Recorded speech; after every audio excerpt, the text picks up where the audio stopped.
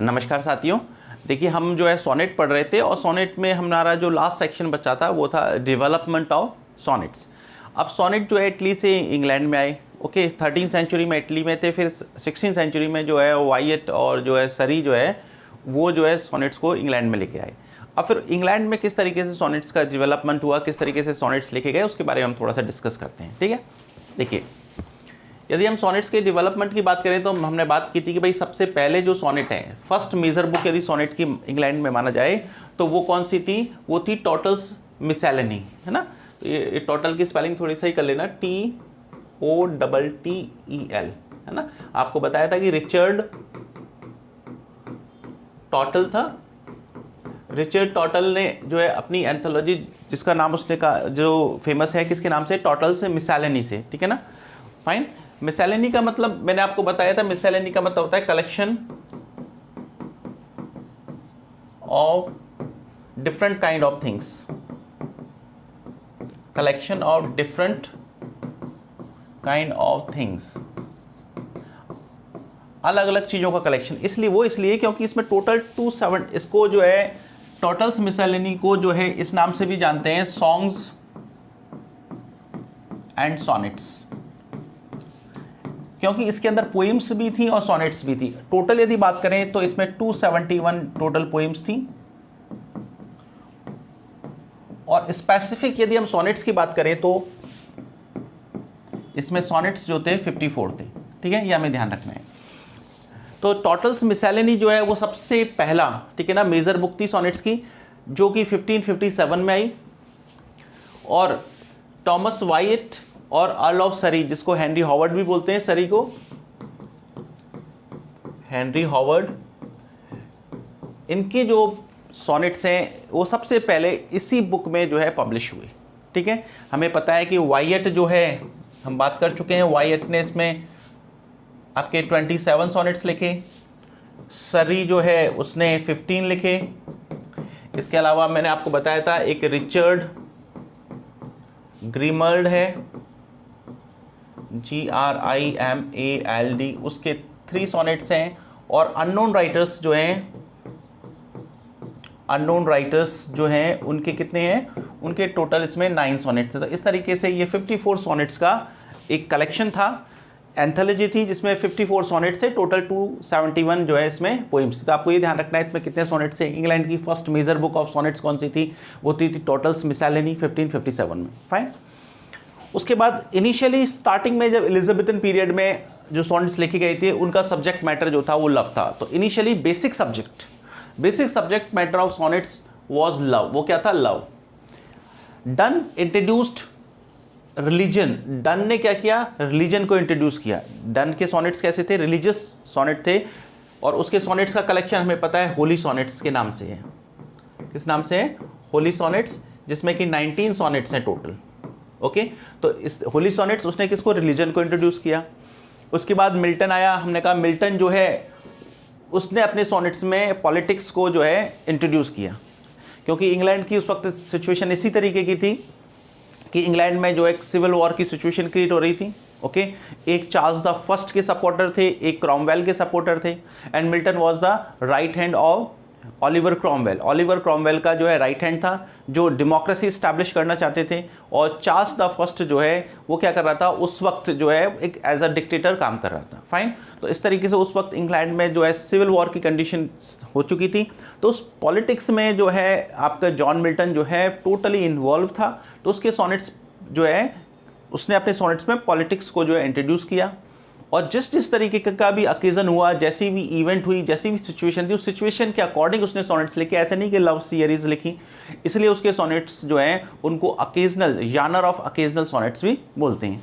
तो हमने ये बात की है, Milton did not write any sonnet sequence. Milton ने कोई सोनेट सीक्वेंस नहीं लिखा कि भाई लव के ऊपर लिखे जा रहा है, ठीक है ना, 89 सोनेट्स लिख दिए, है ना, ऐसे कुछ नहीं लिखा उसने। And he did not write about love. उसने लव के बारे में नहीं लिखा। His sonnets belong to the genre. ये आपको ध्यान रखना है, जानर का मतलब स्टाइल। उसके सोनेट्स जो है कौन सी स्टाइल से संबंधित थे? उसके सोनेट्स को बोलते हैं जानर ऑफ अकेजनल सोनेट्स। अब जानर ऑफ अकेजनल सोनेट्स का मतलब क्या है? अकेजनल सोनेट्स का मतलब है कि वो किसके बारे में लिखता था? अबाउट अ पर्टिकुलर इवेंट, कोई खास घटना के बारे में लिख रहा है, पर्सन के बारे में लिख रहा है, या अकेजन के बारे में लिख रहा है। फाइन। जैसे उसके सोनेट्स के लाइक जैसे कि when the assault was intended to the city, मैंने आपको बताया था कि 1642 में उसने ये सोनेट लिखा। इंग्लैंड में देखो 1625 से 1649 तक चार्ल्स द फर्स्ट जो है रूल कर रहा था। चार्ल्स द फर्स्ट की बात करें तो चार्ल्स द फर्स्ट का पीरियड है 1625 से 1649। ओके, अब चार्ल्स के हिसाब से इसे कैरोलाइन पीरियड भी बोलते हैं। तो इस पीरियड में क्या हुआ था कि कुछ लोग तो चार्ल्स द फर्स्ट के सपोर्टर्स थे, ठीक है ना, और जो चार्ल्स द फर्स्ट के सपोर्टर्स थे उनको कैवेलियर बोलते हैं, और जो क्रॉमवेल के सपोर्टर्स थे उनको राउंड हेड्स बोलते हैं। अब वो बाद में डिस्कस करेंगे ऐसा क्यों करते हैं। अब इन दोनों में क्या था, आपस में जो है इंग्लैंड में एक सिविल वॉर की सिचुएशन क्रिएट हो गई थी। तो चार्ल्स द फर्स्ट ये चाह रहा था कि अपनी फोर्सेस के जरिए इन सारी चीज़ों को जो है क्या कर दे, दबा दे। तो ऐसा लग रहा था 1642 में ऐसा लग रहा था कि चार्ल्स द फर्स्ट जो है उसकी सेना जो है अटैक करने वाली इंग्लैंड पर। फाइन। तो उस वक्त की सिचुएशन के अकॉर्डिंग उस इवेंट की पर उसने ये अपना सोनेट लिखा जिसका नाम था when the assault was intended to the city. Assault का मतलब होता है अटैक, जब शहर पर आक्रमण का इरादा किया गया। फाइन, तो ये अकेजनल सोनेट हो गया। इसी तरीके से मैंने आपको बताया कि on the late massacre in Piedmont. Okay, ये 1655 की बात है। 1655 में एक इंसिडेंट हुई थी। क्या इंसिडेंट हुई थी कि इटली के पीडमंट नाम की जगह पर, इटली का PIEDMONT, इटली के पीडमंट नाम की जगह पर मैसेकर हो गया था। किसका मैसेकर हो गया था? प्रोटेस्टेंट का। Massacre of Protestant. और किसके द्वारा हो गया था? Bye Catholics. कैथोलिक्स ने क्या किया था, ये आपको पता है क्रिश्चियन जो रिलीजन है उसकी ब्रांचेस हैं, तो प्रोटेस्टेंट्स का जो है मैसेकर हुआ था कैथोलिक्स के द्वारा। अब जब प्रोटेस्टेंट का मैसेकर हुआ तो मिल्टन जो है वो किसके फेवर में था? प्रोटेस्टेंट के फेवर में था। तो मिल्टन ने जो है इस इवेंट पर, इस ओकेजन पर सोनेट लिखा on the late massacre in पीडमंट, ठीक है ना, पीडमंट नाम की जगह पर नरसंहार, किलिंग्स। तो इसके ऊपर तो आपने देखा कि ओकेजन पे लिखा है ना, जैसे मैंने आपको एग्जांपल बताया था on his blindness, on his 23rd birthday, उसकी ब्लाइंडनेस पे लिखा उसने, अपने 23rd बर्थडे पे लिखा। तो इस तरीके से मिल्टन ने पॉलिटिक्स को इंट्रोड्यूस किया, ओकेजनल जानर ऑफ ओकेजनल वर्सेस लिखे। फिर मैंने आपको बताया देखो मिल्टन जो है 1674 में उसकी डेथ हो गई। 1608 से लेकर और 1604 तक जो है, 1608 से 1674 तक उसका जो है मिल्टन का पीरियड था। 1674 में उसकी डेथ हो गई। 1674 से लेकर फिर जब तक रोमांटिक एज स्टार्ट नहीं हुआ, रोमांटिक एज आपको पता है कि 1798 से इसकी जो है ऑफिशियल बिगिनिंग मानते हैं रोमांटिक एज की। तो ये ऑलमोस्ट 100 ईयर तक कोई भी ऐसा सोनेटियर आया नहीं, कोई भी प्रोमिनेंट सोनेटियर नहीं आया, मतलब कोई सोनेट्स के फील्ड में काम नहीं हुआ। इसका मतलब 100 ईयर्स तक सोनेट्स पर कोई ज़्यादा काम नहीं हुआ। तो after Milton no other prominent sonneteer emerge, emerge का मतलब सामने आना, प्रकट होना, आना, ठीक है ना, परिदृश्य में आना। तो आफ्टर मिल्टन, मिल्टन के बाद no other prominent sonneteer emerge for nearly 100 years, लगभग 100 वर्ष तक कोई भी सोनेटियर नहीं आया। रोमांटिक ईयरा मीन्स युग, रोमांटिक जो युग था, रोमांटिक पीरियड था, उसमें क्या हुआ, 100 रिवाइवल ऑफ सोनेट्स, सोनेट का पुनः उत्थान हुआ, क्योंकि 100 साल तक तो सोनेट्स लेके ही नहीं गए, फिर एकदम से रिवाइवल हुआ। Wordsworth, Keats, Shelley played a significant role in the revival of sonnets in romantic era. अब रोमांटिक एज में वर्ड्सवर्थ आया, कीट्स आया, शैली आया, इन्होंने सोनेट्स लिखे और सोनेट्स का रिवाइवल हुआ। अब हमने इनके कुछ एग्जाम्पल्स दिए हैं, और वो जैसे वर्ड्सवर्थ ने 2 सोनेट सीक्वेंस लिखे।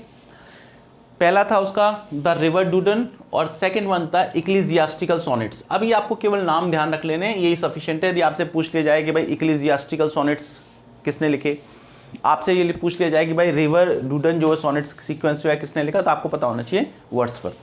फाइन। इसके अलावा जो कुछ इंपॉर्टेंट सोनेट्स हैं जो कीट्स ने लिखे, जैसे आपका on first looking into Chapman Somer. अब आपको सोनेट के अंदर नहीं जाना है ना, आपको तो टर्म सोनेट है तो आपको उनके एग्जाम्पल्स पता हो, ठीक है ना, किसने लिखे, वो सफिशिएंट है आपके लिए। नेक्स्ट है ब्राइट स्टार, ये इसके इंपॉर्टेंट एसेज हैं।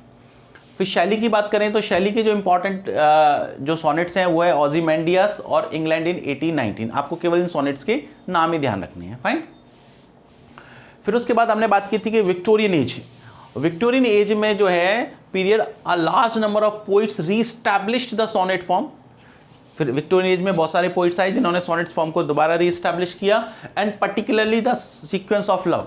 उस लव के जो सॉनेट्स की सीक्वेंस थी जो कि एलिजाबेथन पीरियड में बहुत ज़्यादा थी, अब विक्टोरियन एज में दोबारा उस तरीके की फॉर्म जो है रीस्टैब्लिश्ड हुई। और इसमें जो सबसे बड़ा नाम आता है वो आता है एलिजाबेथ बैरेट ब्राउनिंग, ठीक है ना, रॉबर्ट ब्राउनिंग की वाइफ है ये। सॉनेट, उसके सॉनेट्स हैं सॉनेट्स फ्रॉम पोर्चुगीज, ये आपको ध्यान रखना है, ये इंपॉर्टेंट है आपके लिए। सॉनेट फ्रॉम पोर्चुगीज किसके हैं? एलिजाबेथ बैरेट ब्राउनिंग के। और इसने ये जो सीक्वेंस है 1847 से लेकर 50 के बीच में लिखी। अब ये सीक्वेंस आपको ध्यान रखना है, इसमें आपको नंबर भी ध्यान रखना है। 44 सॉनेट्स हैं। कितने सॉनेट्स हैं? 44 सॉनेट्स। इस 44 सॉनेट्स का कलेक्शन जो इंपॉर्टेंट है, उनमें आपको सॉनेट्स के नंबर भी ध्यान रखने चाहिए कि कितने सॉनेट्स हैं। Elizabeth Barrett Browning modified sonnet convention by introducing female desire, हम इसकी बात कर चुके हैं। एलिजाबेथ बैरेट ब्राउनिंग ने क्या किया? देखो, आपने जब एलिजाबेथन एज में पढ़ा, आपने एमोरिटी पढ़ा, स्ट्रॉफेल एंड स्टेला पढ़ा, ठीक है ना, उसमें आपने देखा कि जो मेल है वो अपनी डिजायर्स को एक्सप्रेस कर रहा है, लेकिन यहाँ पर उसने उस कन्वेंशन को ब्रेक कर कर फीमेल ने अपनी डिजायर्स जो है उनको एक्सप्रेस किया, तो कन्वेंशन क्या हुआ? ब्रेक हुआ। रॉबर्ट ब्रिजेस जो है, इसका आपको केवल सॉनेट सीक्वेंस याद रखना है, और that one is the growth of love. DG Rossetti का द हाउस ऑफ लाइफ, आपको हाउस ऑफ लाइफ का केवल नाम, टाइटल ध्यान रखना है कि भाई ये डीजी रोजेटी जो है उसने क्या लिखा है? The house of life. उसके बाद आपका जॉर्ज मैरिडिथ, जॉर्ज मैरिडिथ के बारे में आपको थोड़ा सा ध्यान रखना है। क्यों? क्योंकि इसने एक इनोवेशन किया। इनोवेशन ये था कि 14 की जगह 16 लाइंस के इसने सॉनेट्स लिखे। तो जॉर्ज मैरिडिथ का जो मॉडर्न लव है ये है 16 लाइन सॉनेट फॉर्म। इसके सॉनेट कितने लाइन के थे? 16 लाइन के थे। और ये जॉर्ज मैरिडिथ का जो मॉडर्न लव है, ये कलेक्शन ऑफ 50 सॉनेट्स है, कलेक्शन ऑफ 50 सॉनेट्स, 50 सॉनेट्स का कलेक्शन है। और ये सॉनेट्स जो है इसने कितनी लाइंस के थे? 16 लाइंस के। उसके बाद जो सबसे इंपॉर्टेंट नाम आता है वो आता है जेरार्ड मैनली हॉपकिंस, ठीक है ना। अब देखो, जेरार्ड मैनली हॉपकिंस जो है, मैंने आपको बताया था इनोवेटर है किसका? कर्टल सॉनेट का। कर्टल सॉनेट आपको पता है कि 6 + 4.5 = 10.5 लाइंस। कितनी लाइंस है उसमें? 10.5 लाइंस। तो ये एक्सपेरिमेंट ही हो गया, क्योंकि सॉनेट सीक्वेंस जो है आपको पता है कि सॉनेट जो है 14 लाइंस का है, लेकिन यहाँ पर कितने का है? 10.5 लाइंस का। एक नया इनोवेशन इसने किया। उसके बाद 20वीं सेंचुरी में कुछ राइटर्स हुए जैसे रूपर्ट ब्रूक। अब हमें रूपर्ट ब्रूक के बारे में पता है कि रूपर्ट ब्रूक ने क्या किया। यदि हम रूपर्ट ब्रूक की बात किए तो इसके इनोवेशन में इसने क्या किया? एंटी सॉनेट्स लिखे। इसने क्या लिखा है? एंटी सॉनेट्स, जिसको आपने इन्वर्टेड सॉनेट्स भी कहा, इन्वर्टेड सॉनेट्स। अब आपको ये भी पता है कि ये किससे इंस्पायर था, ठीक है ना।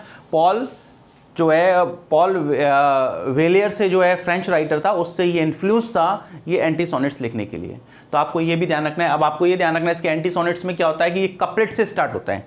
सॉनेट्स में कपलेट जो है लास्ट में होती है, लेकिन ये स्टार्ट ही कपलेट से होता है, तो उल्टा कर दिया तो ये एंटी सॉनेट्स हो गए। इसके अलावा इनोवेशन करने में और किसका नाम है? विक्रम सेठ का। आपको पता है कि विक्रम सेठ जो है उसने कैसे लिखी? ऑन येगिन सॉनेट लिखी। विक्रम सेठ की बात करें तो विक्रम सेठ ने क्या लिखा? ऑन येगिन सॉनेट्स या स्टैंजा। और हमने बात की थी ऑन येगिन सॉनेट्स में क्या एक्सपेरिमेंट किया उसने? उसने आयम्बिक टेट्रामीटर्स में लिखा। Iambic tetrameter. आयम्बिक टेट्रामीटर का मतलब है कि अनस्ट्रेस स्ट्रेस का सीक्वेंस जो है कितनी बार हो? 4 बार हो। आयम्बिक टेट्रामीटर में लिखा। हमने ये भी बात की थी कि जो ऑन येगिन सॉनेट्स है उसमें फर्स्ट जो स्टैंजा है उसमें तो क्या होता है, अपना कोई आइडिया रखता है, सेकंड थर्ड में डेवलप करता है उस आइडिया को, और लास्ट का जो कपलेट है उसमें समिंग अप कर देता है। तो एक बार एक ही सॉनेट के अंदर, एक ही स्टैंजा के अंदर पूरी की पूरी बात आ जाती है, तो इसलिए इसको एक लिटिल चैप्टर के नाम से भी जानते हैं, ठीक है। अब आप चाहो तो ऑन येगिन सॉनेट्स की राइम स्कीम भी याद रख सकते हो, हालांकि इसकी पूछने की पॉसिबिलिटी कम है, लेकिन एग्जाम का कोई पता नहीं, अनप्रेडिक्टेबल है सोनेट आपके सिलेबस में। यदि वो इंग्लिश सोनेट की राइम स्कीम पूछ सकता है, पेट्रार्कन सोनेट की राइम स्कीम पूछ सकता है, शेक्सपियरियन सोनेट की राइम स्पेंसरियन सोनेट की राइम स्कीम पूछ सकता है, तो ऑन येगिन सोनेट्स की राइम स्कीम भी पूछी जा सकती है। तो आपको थोड़ा सा ध्यान रखना है, इसकी राइम स्कीम जो होती है A B C C D D E F F E G G. तो ये ऑन येगिन सॉनेट्स की आपको राइम स्कीम का भी पता होना चाहिए कि राइम स्कीम क्या है।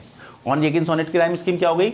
A B C C D D E F F E और जी जी, ठीक है। This is about your sonnets. Fine. एक बार हल्का सा मैं आपको रिकैप कराता हूँ सोनेट्स के बारे में, जिससे आपको ध्यान रहे। सबसे पहले सोनेट की बात की जाए तो आपको ध्यान रखना है कि सोनेट जो है टर्म जो है इटालियन वर्ड सोनेटो से ली गई है, जिसका मतलब लिटिल साउंड है, ठीक है ना, या सॉन्ग है। ये जियोकामो डी लैटिनी जो है उसको वन ऑफ द अर्लीस्ट, ठीक है ना, राइटर माना जाता है सोनेट का। इसके बाद यदि हम सोनेट की डेफिनेशन देखें तो सोनेट में 3 चीज़ होनी चाहिए। 14 लाइन्स की पोएम होनी चाहिए, आयम्बिक पेंटामीटर्स में लिखी जानी चाहिए, राइम स्कीम होनी चाहिए। आयम्बिक पेंटामीटर का मतलब है कि अनस्ट्रेस स्ट्रेस का सीक्वेंस आपका 5 बार होना चाहिए, यानी एक लाइन में 10 सिलेबल होने चाहिए। फाइन। राइम स्कीम जो है मैंने आपको बताया था 3 तरीके की राइम स्कीम हो सकती है, उस हिसाब से सोनेट्स जो है उसको 3 पार्ट्स में डिवाइड किया गया है। सबसे पहले इटालियन सोनेट, उसको पेट्रार्क ने इसको सबसे पहले जो है परफेक्शन लाया, इसलिए पेट्रार्कल सोनेट भी कहते हैं। मिल्टन ने इसको अडॉप्ट किया, इसलिए मिल्टॉनिक सोनेट भी कहते हैं। क्लासिकल सोनेट क्योंकि ये बिल्कुल परफेक्ट सोनेट है और इनमें जो है ग्रीक और रोमन जो है पोइट्री फॉर्म का जो है इन्फ्लुएंस है, इसलिए इनको क्लासिकल सोनेट्स भी बोलते हैं। इसके बाद नेक्स्ट है आपका इंग्लिश सोनेट, क्योंकि इंग्लैंड में वाइट एंड सर्री जो है उन्होंने इंट्रोड्यूस किया, इसलिए इंग्लिश सोनेट। शेक्सपियर ने अडॉप्ट किया, इसलिए शेक्सपियरियन सोनेट। उसके बाद आता है स्पेंसरियन सोनेट। इटालियन सोनेट की यदि हम बात करें तो इटालियन सोनेट जो है उसकी स्ट्रक्चर ऑक्टेव और सेस्टेट की होती है। शुरू की 8 लाइनों को ऑक्टेव बोलते हैं, उसके बाद की लाइनों को सेस्टेट बोलते हैं। ऑक्टेव पार्ट में जो पोइट अपनी कोई प्रॉब्लम सिचुएशन या बात रखता है, और सेस्टेट पार्ट में उसका सोल्यूशन बता देता है। आपको ध्यान रखना है कि इटालियन सोनेट की सबसे इंपॉर्टेंट बात है कि इटालियन सोनेट में ऑक्टेव के बाद एक गैप आता है, एक पॉज आता है, ठीक है ना, एक क्लियर वेल मार्क्ड, ठीक है ना, एक गैप आता है। उसको सिजूरा, जिसको कि आप एक किसी पंक्चुएशन मार्क से इंडिकेट करते हो, तो दैट इज कॉल्ड सिजूरा। और सिजूरा के बाद जो है आइडियाज चेंज हो जाते हैं, मतलब जैसे प्रॉब्लम है तो उसका सोल्यूशन बताने लग गया, सिचुएशन है तो उसके एग्जाम्पल्स देने लग गया, तो जो टर्न इन थॉट्स आता है उसे बोलते हैं हम क्या, वोल्टा। अब यदि इंग्लिश सोनेट की बात करें तो इंग्लिश सोनेट में स्टैंजाइक स्ट्रक्चर जो है 3 क्वार्टर्स और कपलेट की होती है। इंग्लिश सोनेट में जो है वोल्टा जो है लास्ट की कपलेट में आता है। इंग्लिश सोनेट की rhyme scheme AB CD CD EF GG होती है, जबकि स्पेंसरियन सोनेट और इंग्लिश सोनेट में केवल डिफरेंस जो है वो केवल राइम स्कीम का है। स्ट्रेंजाइक स्ट्रक्चर एक जैसी होती है। स्पेंसरियन जो सोनेट है उसकी राइम स्कीम और शेक्सपियरियन सोनेट की राइम स्कीम में डिफरेंस इतना है कि शेक्सपियरियन सोनेट जो है उसमें स्टैंजास जो है इंडिपेंडेंट होते हैं, जबकि स्पेंसरियन सोनेट में जो है इंटरलॉकिंग स्टैंजास होते हैं, वो इंटरलॉक्ड होते हैं एक दूसरे से गुथे हुए हैं। उसकी राइम स्कीम होती है AB BC BC CD CD EE। तो ये आपको ये तीनों राइम स्कीम ध्यान रखनी है, और ऑनएगिन सोनेट्स जो है उनकी भी राइम स्कीम ध्यान रखनी है, ठीक है। इसके बाद हम यदि बात करें नेक्स्ट, तो हम ये देखेंगे भाई ये सोनेट्स के वेरिएशंस में कुछ अलग अलग जो है थोड़े वेरिएशन करके सोनेट्स लिखे गए। जैसे जॉर्ज मेरेडिथ ने मॉडर्न लव लिखा तो उसमें 16 लाइन्स के सोनेट्स थे। यदि हम हॉपकिंस की बात करें तो उसने कर्टल सोनेट्स लिखा। कर्टल सोनेट्स जो है उसके रॉबर्ट ब्रिजेस ने 1918 में पब्लिश किए। कर्टल सोनेट जो है उसमें 10.5 लाइन्स हैं, जो 2 स्टैंजास में डिवाइडेड है, 6 + 4.5। उसके बाद यदि हम रूपर्ट ब्रूक की बात करें तो उसने एंटी सोनेट्स या इन्वर्टेड सोनेट्स लिखे। उसमें जो है वो कपलेट सबसे पहले इंट्रोड्यूस करता है और उसके बाद जो है स्ट्रेंजास आते हैं, तो इन्वर्टेड सोनेट्स हो गए, ठीक है ना। पॉल वेरलिन से ये इन्फ्लुएंस था। इसके बाद यदि हम बात करें, एक और सोनेट है जिसका नाम है ऑनयेगिन सोनेट। ऑनयेगिन सोनेट्स मैंने आपको बताया था कि सबसे पहले जो है ऑनयेगिन सोनेट जो है अलेक्जेंडर पुष्किन ने सबसे पहले इंट्रोड्यूस किया अपनी यूजीन ऑनयेगिन नाम के वर्स नॉवल में। अब वहाँ से हमारे जो विक्रम सेठ ने अपने वर्स नॉवल गोल्डन गेट में उसने 590 ऑनयेगिन सोनेट्स लिखे। ऑनयेगिन सोनेट्स जो है उसकी विशेषता ये है कि भाई ऑनयेगिन सोनेट्स जो है वो किस में लिखे जाते हैं, आयम्बिक टेट्रामीटर में लिखे जाते हैं। ऑनयेगिन सोनेट्स की राइम स्कीम भी अलग है। उसकी rhyme scheme AB CC DD EF E और G है। ऑनयेगिन सोनेट्स के बाद यदि हम बात करें तो ऑनयेगिन सोनेट्स, क्योंकि ये अलेक्जेंडर पुष्किन ने इसको कॉइन किया था इसलिए इसको पुष्किन सोनेट्स भी बोलते हैं, रशियन सोनेट्स भी बोलते हैं। इसके बाद यदि और सोनेट्स की बात करें तो हम देखते हैं कि भाई नेक्स्ट अपना जो सोनेट है इसके बाद है crown of sonnets. Crown of sonnet, crown का मतलब होता है पैनेजिरिक या प्रेस, ठीक है ना।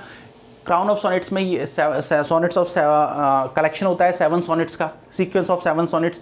उसकी विशेषता ये होती है कि आपके एक सोनेट जो है उसकी लास्ट लाइन जो है नेक्स्ट सोनेट की जो है फर्स्ट लाइन बन जाती है, और ये सीक्वेंस 7 लाइन तक चलता है, तब तक जब तक कि 7वां सोनेट जो है उसकी लास्ट लाइन जो है पहले सोनेट की फर्स्ट लाइन ना बन जाए। इस तरीके से एक सर्कल क्रिएट हो जाता है, एक क्राउन जैसी स्ट्रक्चर क्रिएट हो जाती है। ये एक्चुअली जिसको भी कंसर्न होता है उसका अप्रिशिएशन किया जाता है। क्राउन और सोनेट की बात की जाए तो इंग्लैंड में जो है क्राउन और सोनेट्स जो है वो सबसे पहले बार यदि माना जाए परफेक्शन के रूप में तो जॉन डन ने लिखे। जॉन डन के जो होली सोनेट्स हैं, जो कि आपने देखा कि 19 सोनेट्स हैं, उसके जो इंट्रोडक्टरी सीक्वेंस है उसमें उसने क्या है, क्राउन ऑफ सोनेट लिखे। एक नेक्स्ट है कॉर्टिजन। ये एक 14 लाइन्स की पोएम होती है जो कि सोनेट के पैटर्न पर ही लिखी जाती है, लेकिन ये बहुत ज़्यादा रेगुलर नहीं होती।